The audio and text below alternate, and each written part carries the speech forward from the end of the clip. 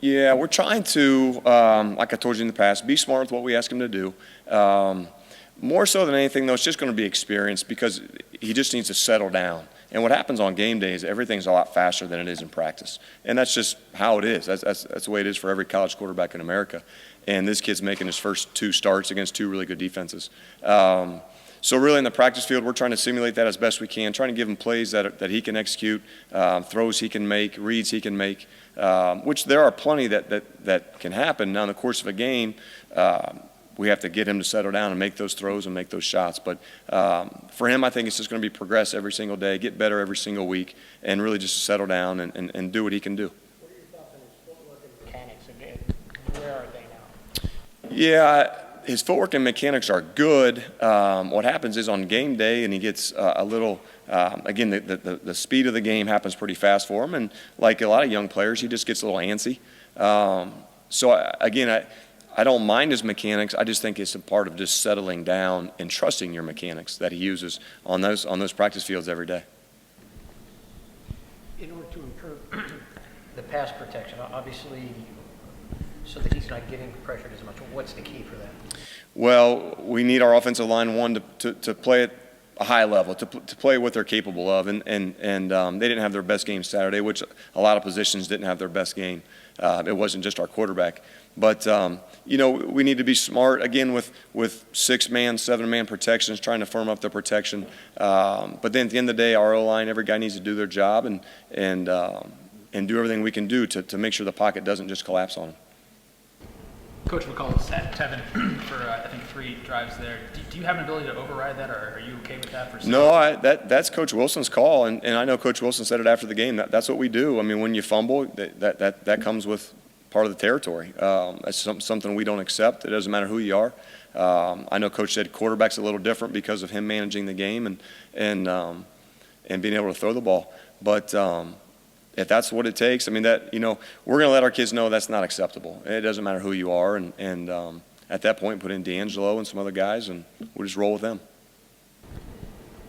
There are some quarterbacks who, when they're pressured, when they're hit, they get rattled, and then some, like, I know this is a pro example, but a Brady Roethlisberger just seemed to almost thrive on that. Well, when you're dealing with a young quarterback, or any quarterback, is that something you can develop, or do they either have it or they don't? No, that develops.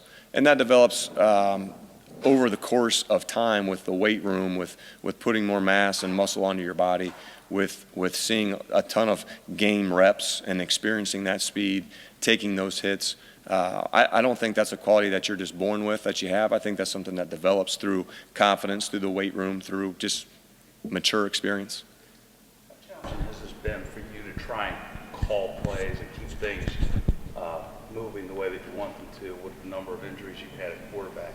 Have you been through anything like this? No, this will be the first time. It's extremely challenging, but you know what? That's part of the job. That's part of life. Life itself is challenging, and we all know that. Nothing's ever easy. But what we're trying to do is build on the positives that we have and find a way to accentuate our offensive line, accentuate Tevin Coleman. We got to do a better job getting the ball to Shane Wynn and really not putting the game solely on our quarterback's shoulders. But for sure it's challenging, but we got to become creative and again, find things he can do and go execute.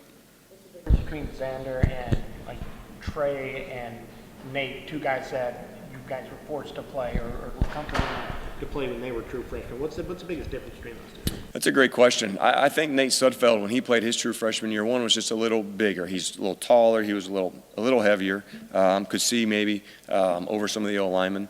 I would say that's probably one. With Trey Roberson, I just think Trey instinctively had a little better run feel, if you will, more of a runaround guy. And not that Alexander can't do that, but we're at the point now where we don't want him running too much over. We need him to run a little bit, but we don't want to certainly call 20 quarterback runs throughout the course of a game. But I just think Trey maybe had a little bit more of some runaround in him early on in his career, if you will. Where I think Alexander, he's further ahead in the pass game. Now, he's further ahead in understanding coverages and reads than Trey was his freshman year. So I think he's a little further advanced there than probably Trey was, maybe a little bit more in the run game. If he's further advanced, why did he only have 8 pass attempts? Well, again, it's not so much that he's not further advanced. I think it's the speed of the game right now. I think it's happening fast. And I don't think that equates to his knowledge. I just think it happens just maturity, just a game experience. Coach Wilson's mentioned a couple times that with that direct snap kind of wildcat package, there hasn't been much change schematically in the play. Are you guys looking to add anything new to any new wrinkles? Maybe. Yeah, I think we're going to kind of wait and see how the week goes. I think that's a little package that we have that to like you said, direct snap it to Tevin to put the ball in his hands a little bit. I'm not sure that's going to be a major part, but I think it's just maybe a little wrinkle that we can break out when we need to. Is there any possibility of Tyler D'Angelo or Devon maybe throwing the ball or anything like that? Or is that If it fits, if it's something that we think they can do, we're not going to force a play on them that they don't have confidence with. So I think that's something we kind of develop throughout the week. If we think there's something there that we can exploit and it's something that they can execute, we'll look at it.